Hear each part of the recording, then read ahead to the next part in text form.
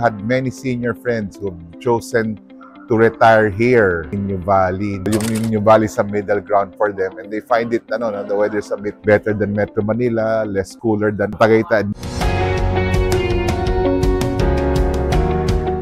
Hi guys, Realtor Mike here. Short trip in Taiwan, Taipei 101 Mall, and interestingly, seniors class in an Apple store. So perfect segue to New Valley. It's being even overrun. I've had many senior friends who have chosen to retire here in New Valley.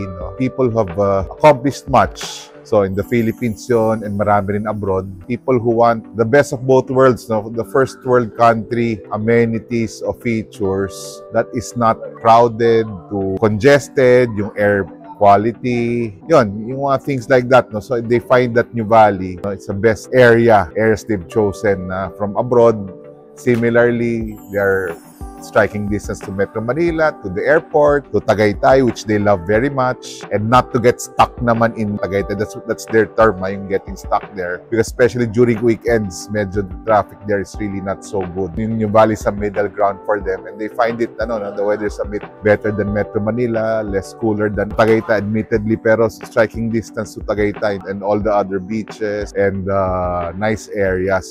So just wanted to say that to Phil-Am siguro who are considering retiring. Madaming ganun. Madami nang bumili na lots, and they'll retire in 5 years. I have one recent client who's considering retiring from the northern territories of Australia. Madanta siya 3 to 4 hours airplane ride daw to Sydney, Melbourne, ganun kalayo. It's not yet that developed, but they found a niche ng business nila. So I think they're doing quite very well. So they bought a property already in New Valley. 5 years time, they will retire. Interesting, yung seniors class. Parang wala pang ganito sa Philippines to study the Apple, yung mga apps, and to operate the phone. Not yet a senior, pero sa golf senior na ako, 56 na ako this year. So yun lang, just wanted to share this insight with you about the seniors living in New Valley. If you have any questions, let me know. This is Realtor Mike saying, stay safe and stay in faith.